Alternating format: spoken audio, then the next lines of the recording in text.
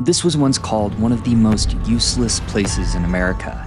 A pestilence-ridden swamp, a breeding ground for disease, land the US government said was wholly valueless. The trouble was water. Too much of it on one hand, not enough of it on the other. What they were actually looking at was one of the most unique ecosystems on Earth. A living river so wide and so slow you can stand in it and barely see it move. And over the next century, America would systematically break it into pieces and destroy it. We carved it up with canals, boxed it in with levees, drained half of it dry. By the end of the 20th century, 90% of its wading birds were gone, native species were collapsing, and water that once sustained life was being flushed straight into the ocean. But here's the part that makes this story stranger than fiction. The same federal agency that spent decades destroying the Everglades is now spending billions trying to put it back together. I went to South Florida to try to understand how we broke one of the world's great ecosystems, why it took us so long to realize our mistake, and how we're finally trying to fix what we almost erased before it's too late. To understand how this happened, you have to forget what we know now.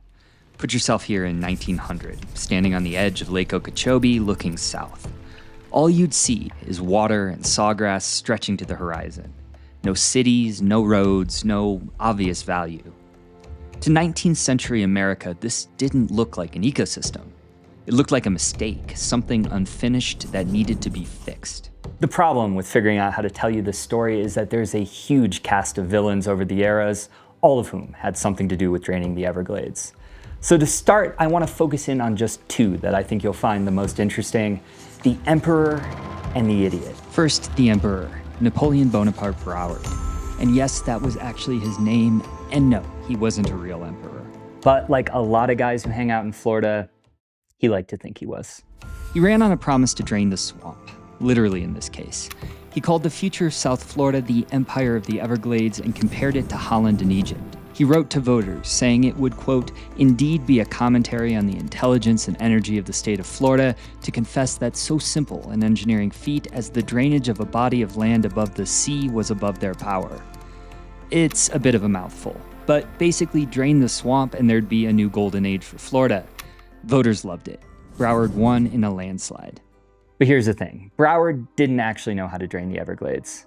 For that, he needed to find the idiot, James Wright, an engineer he dug up from the USDA. Now, I've spent a lot of time trying to find a photograph of this guy online, and as far as I can tell, there isn't one that exists, which is probably for the best, considering what he did. Wright claimed 8 canals could drain 1.85 million acres at the cost of just $1 an acre. But those calculations were based on terrible math that assumes the Everglades could receive 4 inches of rain in a day. The Everglades regularly gets 10 to 12 inches in a single downpour. His calculations for canal capacity were off by 55%. He also didn't use any weather data from inside the Everglades, just from towns outside the region. The heaviest year of rainfall on record, he threw it out as atypical in order to save some money. Wright's own supervisor at the USDA spotted the errors and tried to delay the release of the report. But here's the thing, by that point, it didn't matter. Because before Wright even finished his report, Broward had already sold 500,000 acres to a developer. Advertisements were plastered everywhere across the country. Newspapers printed glowing descriptions of future citrus groves. By 1912, developers had sold 20,000 lots to investors across the country, and when the buyers started showing up, they found their land was still underwater. There were lawsuits, fraud charges, congressional investigations. Wright's own colleagues testified that he was absolutely and completely incompetent for any engineering work. But it was too late. The canals were dug, the draining began, and the Empire of the Everglades was officially under construction, designed by an emperor who didn't understand engineering, and an engineer who didn't understand engineering. The private drainage efforts eventually collapsed. Most of the land went back to the state for non-payment, and that should have been the end of the story. It wasn't, but we'll get to that later.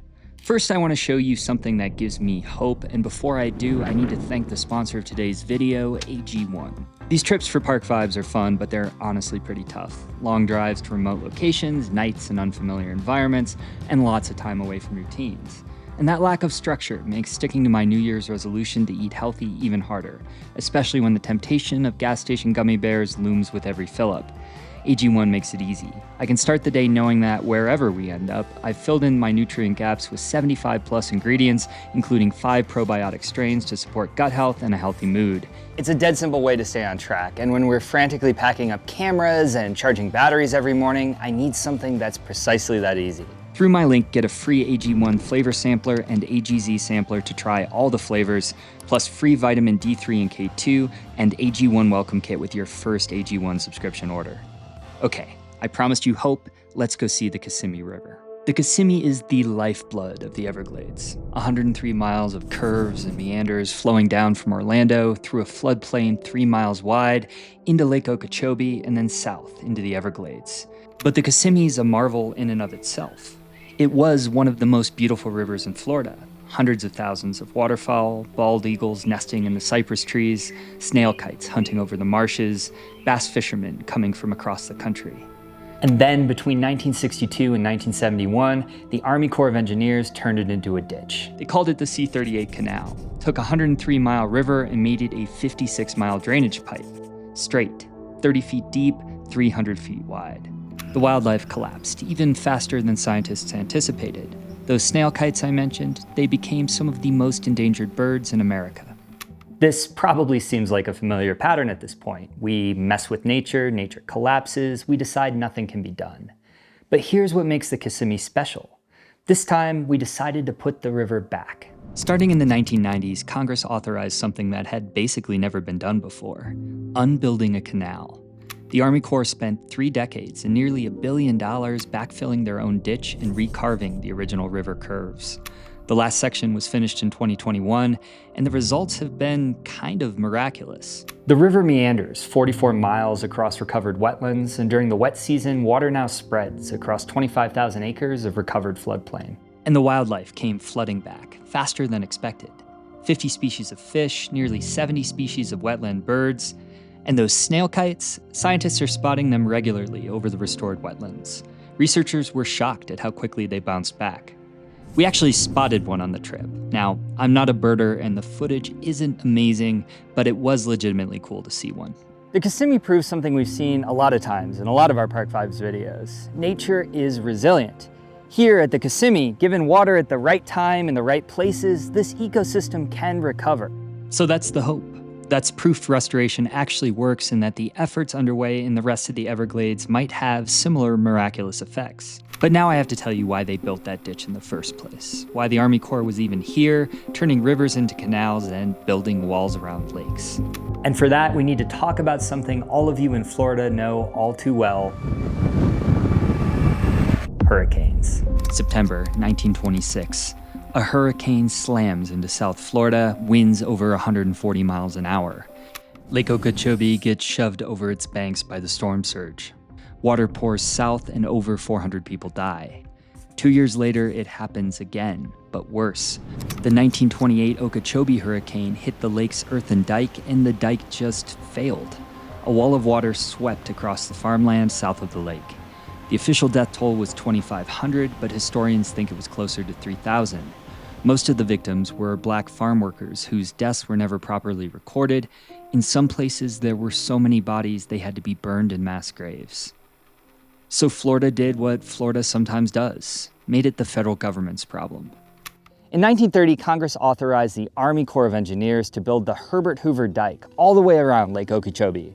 It's a 143-mile earthen wall that ensures the lake will never spill over again. It worked, the flooding stopped, but here's what nobody thought about. That dike cut off the natural southward flow of water into the Everglades. For the first time in thousands of years, the river of grass was disconnected from its source. And then came 1947. Back-to-back storms hammered South Florida. The entire region south of Lake Okeechobee flooded. Over 100 inches of rain fell in the southern Everglades, cities underwater, farms destroyed, total chaos. And here's the darkest irony in this whole story. 1947 was the same year Everglades National Park was officially dedicated. The Park Service was celebrating America's newest natural treasure at the exact same moment Congress was authorizing its destruction. Because Florida's solution to the 1947 floods was simple: give the Army Corps unlimited authority to fix the water problem once and for all. 1 year later, just a single year for a project that was going to reshape an ecosystem, Congress approved the Central and Southern Florida Flood Control Project. And the mission was brutally clear: flood protection for cities and water supply for agriculture. Fish and wildlife, well, they'd get whatever was left over. And the Corps delivered. Over the next 2 decades, they built the most extensive water control system in American history. 1,000 miles of canals, 720 miles of levees, 16 major pump stations, hundreds of water control structures. They didn't just redirect the Everglades, they replumbed all of South Florida, including, of course, the Kissimmee River, that ditch we just talked about. That wasn't an accident. That was the model, and all that bad plumbing is what we're spending billions to fix right now. So by the 1980s, the damage was impossible to ignore. Everglades National Park was getting 60% less water than it needed. Wading bird populations had crashed by 90%. The Florida panther was down to maybe 30 animals. The whole system was dying. And then something kind of remarkable happened. America admitted it screwed up. In 2000, Congress approved the Comprehensive Everglades Restoration Plan, or CERP. By any measure, it's probably the largest ecosystem restoration project in human history. The original estimate cost close to $8 billion over 30 years. The current estimate places it closer to $25 billion over 50 years. The goal is to put the water back. Not perfectly. Half of the Everglades is gone forever, paved over with cities and farms that aren't going anywhere. But enough water to make what's left actually function again. That involves massive reservoirs to store and clean water, tens of thousands of acres of treatment wetlands, removing barriers so water can flow south the way it used to. Basically, unplumbing what the Army Corps spent decades plumbing. For the first 20 years, progress was not great. Funding was inconsistent, projects got stuck in political battles, the whole thing felt like it was on life support. But then around 2019, something shifted. State and federal money started flowing at levels that actually matched the scale of the problem. And in the last couple years, more projects have been completed than in all the previous decades combined. The Kissimmee restoration I showed you, that's CERP, and it's not the only success story. Scientists are documenting ecosystem responses across the whole system. Water is reaching places it hasn't touched in decades. Native plants are coming back. Wading birds are coming back. It's working. Slowly, expensively, painfully, but it's working. So why isn't it done yet? Why is the timeline always 2030, 2040, 2050, another decade away? Well, for that, let's talk about sugar. When you drive through the Everglades agricultural area, the EAA, it's surreal. On one side of the road, you've got these massive construction projects, reservoirs being dug, treatment wetlands being built, billions of dollars of restoration work in progress. And on the other side, sugarcane. Miles and miles of it, fields that go all the way to the horizon. So this was the worst part of our trip to the Everglades. The sugarcane fields are hot, they're flat, it's a monoculture. The whole time you're there, they're actually still burning sugarcane in the fields because it's cheaper than stripping it in a factory. So there's this ash just falling from the sky, and it has some of the worst air quality in America. Last year we did a video on the Salton Sea, which I thought was the worst environmental disaster that I've seen, but in many ways the unrestored parts of the EAA rival it. There's also like this creepy factory that's always looming in the distance. Feels very dystopic. And all this sugarcane is a roadblock to restoring the Everglades, both figuratively and literally. It sits exactly where restoration needs to happen.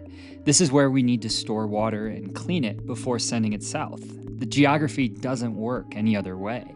And almost 400,000 acres of the EAA are planted with sugar every year, most of it by U.S. Sugar. It's some of the most valuable farmland in America, and for decades the industry resisted giving any of it up, even though it was also pushing agricultural runoff downstream and into the heart of the Everglades. And that runoff, particularly phosphorus, changed the character of the swamp.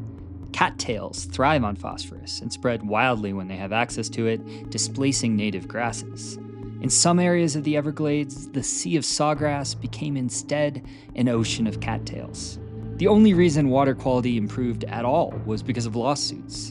In 1988, the federal government sued Florida for letting polluted water flow straight into Everglades National Park.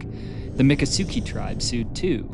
Courts forced the construction of treatment areas and imposed the strictest water quality standards in the country.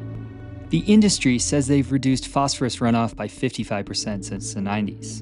Environmentalists say that only happened because judges made them do it, and they're still blocking the land transfers that would actually fix the system. And by the way, you and I are paying for sugar to be there. The US sugar program has been propping up domestic sugar prices since the 1930s through import quotas, tariffs, and price supports. Americans pay roughly double the world price for sugar so that companies can farm on former Everglades land that we now need back to save the actual Everglades. So that's the politics of restoration. Here's what we actually saw.